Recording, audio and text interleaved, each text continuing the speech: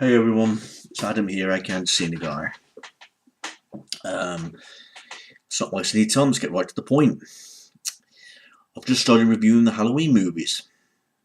In my opinion, when we get up to Halloween 4, I think that's the end chapter where we can say the Halloween movies were at its best. Because in my opinion now, we've come to another chapter in the Halloween series where fuck-ups began and they took a wrong turn for the worse. And what a way to kick it off by talking about Halloween 5, The Revenge of Michael Myers. I got this on Blu-ray because when I ordered number 4, which was my favourite one, I got a special deal where I got 4 and 5 together at the same time. I'm not going to lie to you everybody, I think Halloween 5 is abysmal. Awful movie. None of the Halloween fans out there can seriously put their hand on their heart and say that this is one of the best ones in the franchise. They can't do. And I'll get to why. I mean, I'm not the biggest gigantic Halloween fan, but I'm a big fan of the Michael Myers character, everything he stood for. But even the Michael Myers character is all fucked up in this movie. From what I understand, the director of this movie did not only direct this movie, but he was one of the writers as well. Dominic Orthin Girard, or something like that. If I'm not mistaken, didn't he direct Omen 4? I think he did. But I'm sorry, this guy does not know how to make a Halloween movie. He really doesn't. I'll go through bits by bits. This film raises too many questions for me. There's several scenes where I scratch my head thinking, okay, now what the fuck is all this about? There's several scenes that they altered in the Halloween character of Michael Myers that I just did not agree with. There's too many problems with this movie. Too many fucking problems. Alright, let's talk about Halloween 4. Great ending. You know, Jamie's holding the bloody scissors up above the stairs, indicating that she killed her mother in the bathtub by stabbing her. Donald Pleasance's character is, as Dr. Sam Loomis is going, no! Indicating that Jamie's going to be the next killer. Or going to be a sidekick with Michael Myers. We all wanted to find out what was going to happen in this movie, The Revenge of Michael Myers. I was like, I can't wait till I see Halloween 5. We're going to see Jamie as the killer as still a child, or she's going to be grown up and she's going to be the next killer. Or a sidekick with Michael Myers. You know, so we have 2 killers on the go. But my first biggest ending is the director decided to pussy out of that ending. They pussied out. Because the film opens up with Danielle Harris's character, Jamie, being mute in a hospital. She wakes up screaming, getting these nightmares that Michael Myers is still alive. She's got this psychic connection, and the nurse comes in and says, Jamie, why are you crying? Do you want me to get your mother? And I'm thinking, what the fuck? I thought she killed her mother at the end of part 4 in the bathtub. Oh, that's right, maybe she didn't kill her mother, maybe she just stabbed her multiple times and she survived. So, okay. So that was the first fuck up.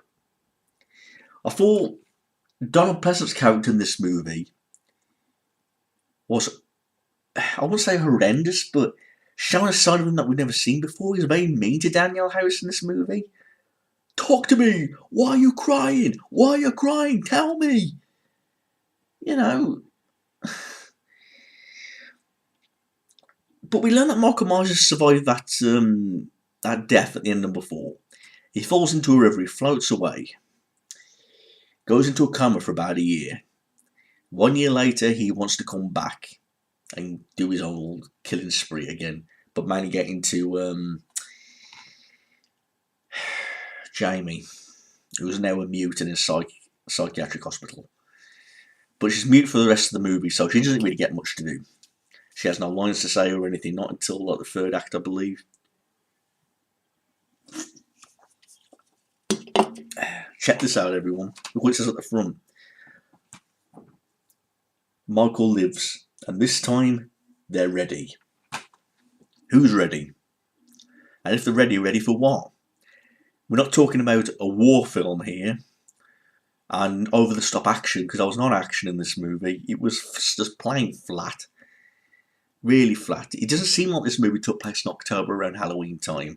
There was no atmosphere to the night time, making it seem like it was taking place on Halloween.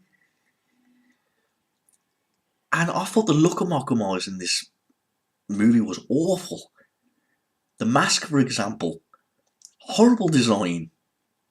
He seemed like to have like a flat forehead with like combed back hair or something, and it looked fucking out of place. I do understand if it was a fucking parody or something, but seriously, the mask in this movie was fucking atrocious. It has to be one of the worst looking Michael Myers lookalikes in the whole fucking franchise. No doubt about that. You know, and what else? We've got Ellie Cornell's character being Rachel. She gets killed off like in the first 20-25 minutes of the movie in old fashioned Michael Myers stabbing her in the chest with a pair of scissors. And I'm thinking, she's the only likeable character. Because these new characters that they introduce are so fucking annoying. They're plain, there's nothing about them. Yet they bring back Ellie Cornell's character only for her to get killed off in the first 20 minutes. Because the director had a wise idea, like, what I want to do is I want the audience to think that Michael Myers is now badder than ever and he can kill anybody, including Rachel. So you kill off a likeable character. Thank you very much for that. So instead we're left with these other characters. We've got Donald Pleasant's character, that's all wrong. Jamie's character is now mute. What else do we have? We have a stuttering kid who's friends with Jamie.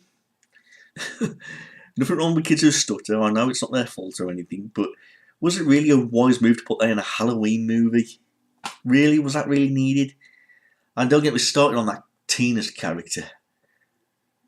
Fuck's sake. I don't know if she was trying to be funny with Jamie or she was trying to communicate with her, but wasn't there a scene in this movie where she goes da da da da da da da da da da da da da da da da? You know, I'm like, is she doing sign language? Is she trying to speak to Jamie? And I'm like, shut the fuck up. I'm not kidding you.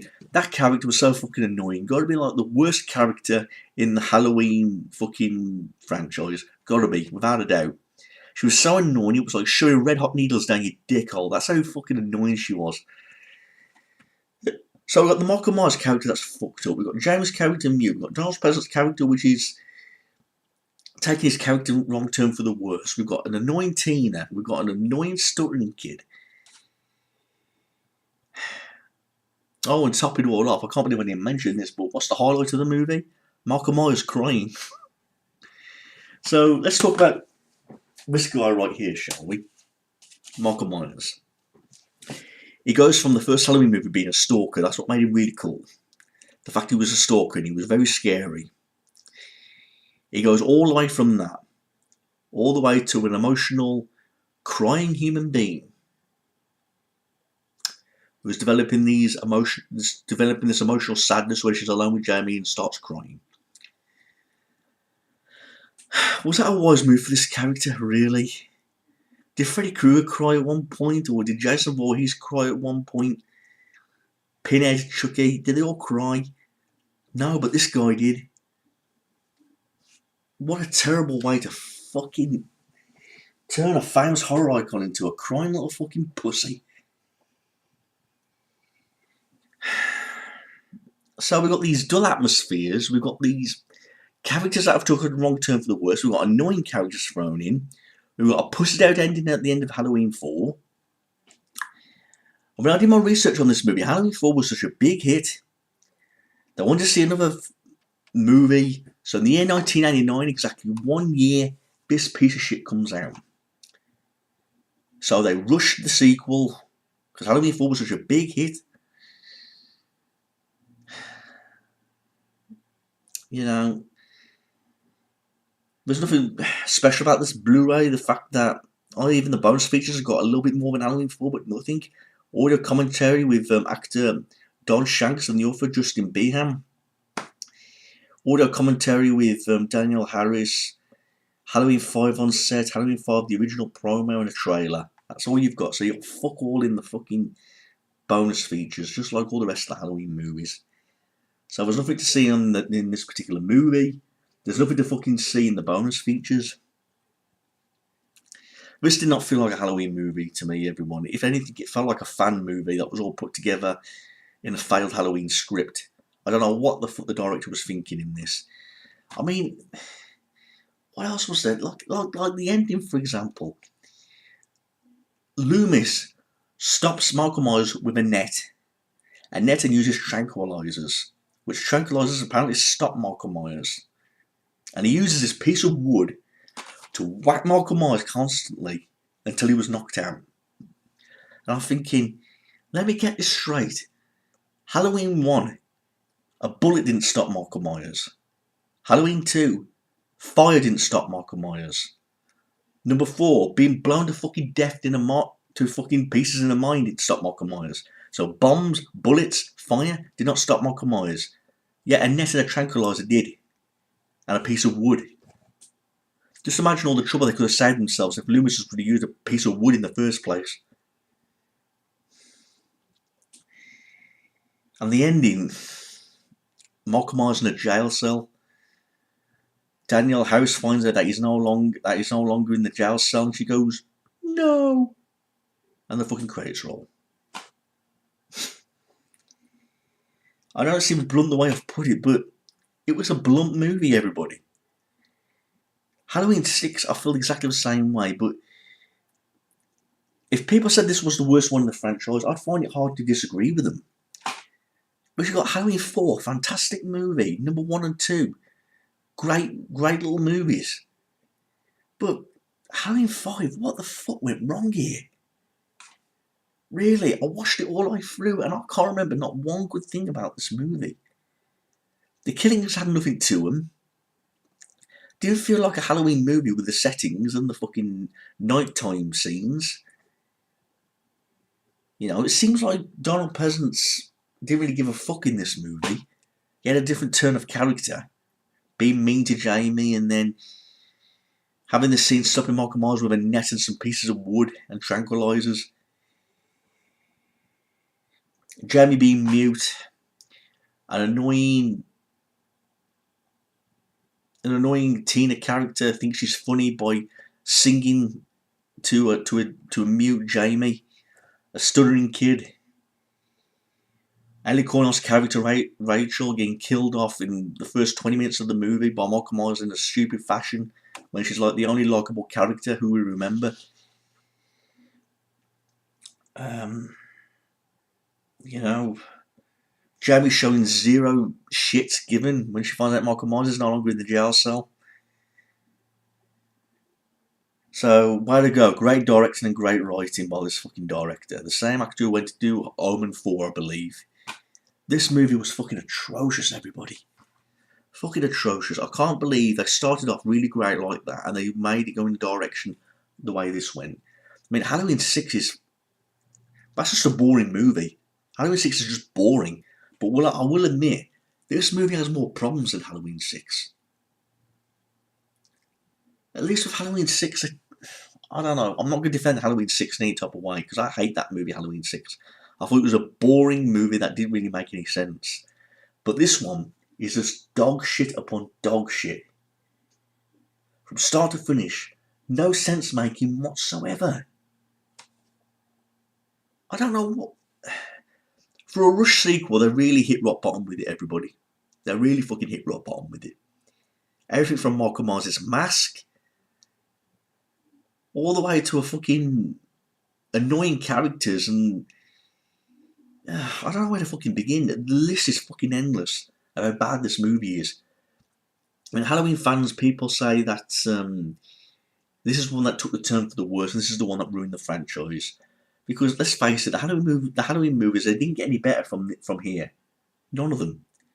I'd say the only newest decent one is H2O in the franchise after this. That's just my opinion. But even H2O isn't an amazing film like the first 1, 2 and 4. Are they? So you could say this was the bad turning point. Halloween 5, The Revenge of Michael Myers. This time they're ready. Ready for fucking what? Ready to take the turn for the fucking worse? So I can't believe the director actually shoved this down our throats for a sequel. Completely fucking rushed it after the big success of Halloween 4. Oh, let's look at some points before I end this fucking rant. Yeah, made in 1989. A sequel to Halloween 4 that was made 1 year later. October 13th of 1989.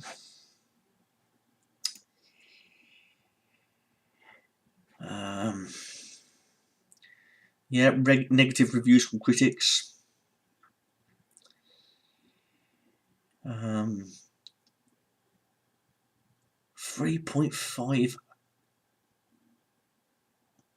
3.59 out of 10. That's fucking abysmal. 3.59 out of 10. And it's considered the poorest performing film in the series too.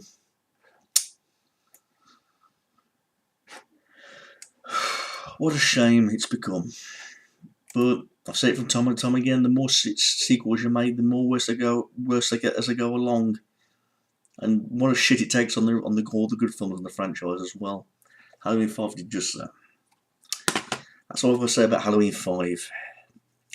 To tell the truth, I'm not really looking forward to reviewing the rest of the Halloween movies, everybody, because I don't really have anything good to say about them, and I'd rather review movies I like than stop doing rants all the time. But I might as well finish the Halloween movies now, and now that I'm made a start on them. But I'm not going to be pumped up and hyped about the rest of them. So hopefully we'll start reviewing a franchise that we can all like and enjoy. But until next time, take care. Halloween 5 sucks.